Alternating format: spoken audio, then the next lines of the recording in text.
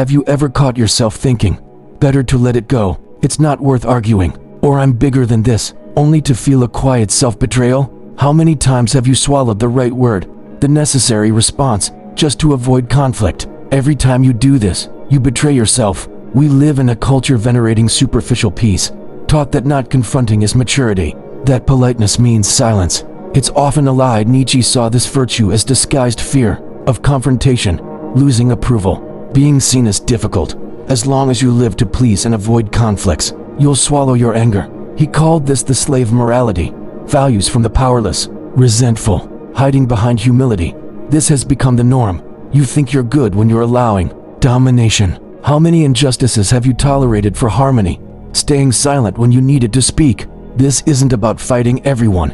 It's reclaiming dignity. Unfaced conflict eats you from within, building resentment until you explode or sink into apathy. Believing good means harmless. Philosophy, especially Nietzsche's, offers a way out, showing conflict can be liberation. We'll explore his ideas on this fear, how slave morality shapes you, and how to overcome it. And if self-betrayal through silence strikes a chord, you should consider the insights in this video essential viewing, at least once in your journey. Are you ready for uncomfortable truths? What you discover could change how you see the world and yourself. To understand your fear of conflict, look at moral history. Nietzsche, in On the Genealogy of Morals, showed today's good values often arose not from nobility, but from impotence, resentment, and the weak defending against the strong. Imagine when strength was law. Nobles didn't apologize for their will to power.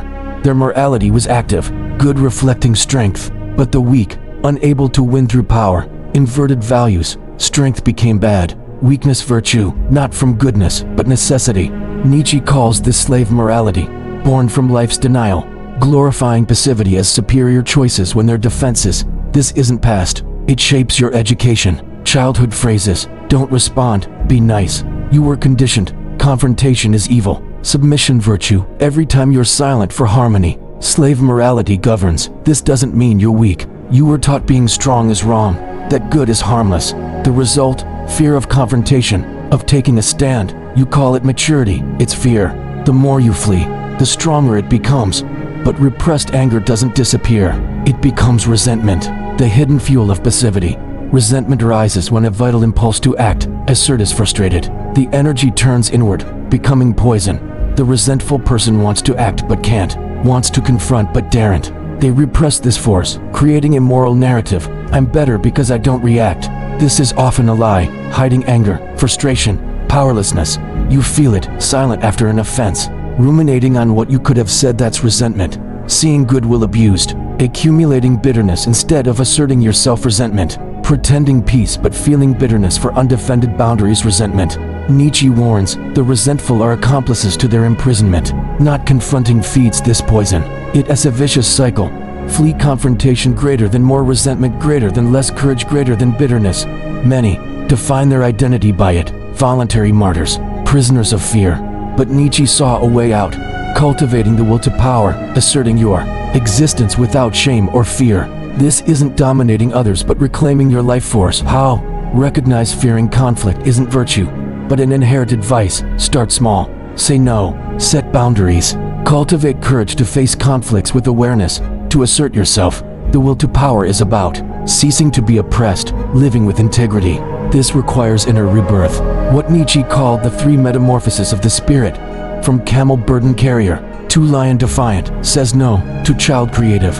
New values. The camel accepts all, proud of its suffering. The lion revolts, desires freedom, fights the dragon of thou shalt societal commands. This requires courage against disapproval.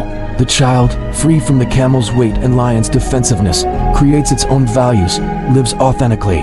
To reach this, you must face confrontation, cross the desert of doubt, break fear's chains. This leads to becoming who you are. It's not automatic. It's a struggle against the fear of conflict. How much of your life is for others? How often have you chosen paths to please, swallowed your truth? Most never become who they are, playing roles. The price, a part of you dies with each suppression. Fear of conflict is an existential obstacle. Conflict forges identity. In clashes, you discover your values, desires.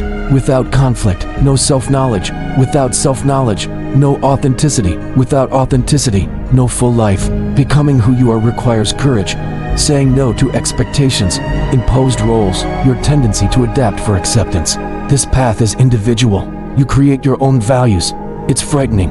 You lose applause, security, but gain integrity. Each conflict faced, boundary imposed, truth spoken even with fear is a step toward yourself.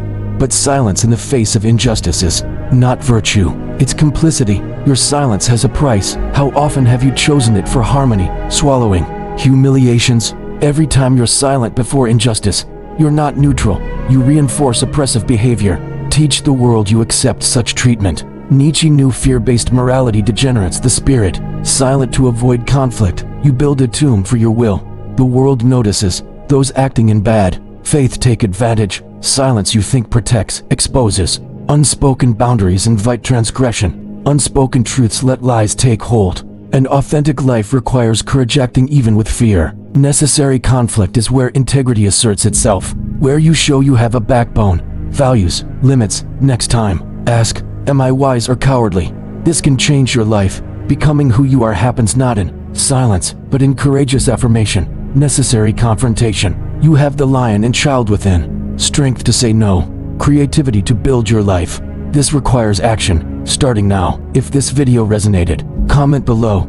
I choose to no longer remain silent, or share your most impactful insight. Putting this into words is a first step. Click the like button to help others, and subscribe for more on this journey of transformation. Your engagement fuels these conversations. Thank you for exploring these deep truths. Now, go forward and begin to live them.